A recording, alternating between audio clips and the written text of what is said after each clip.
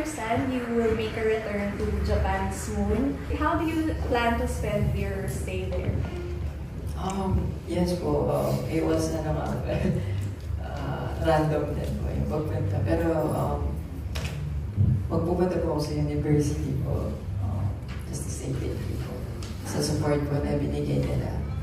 And of course, scholarship po na nakuha ko before and nag-alaga sila sa akin. So, gusto kong makita yung president po ng university ko and to say thank you po. And of course, mapakita po yung medal po. And syempre, gusto ko ng ramen po. Na-miss ko po yung ramen. Baka kumain ko ng ramen.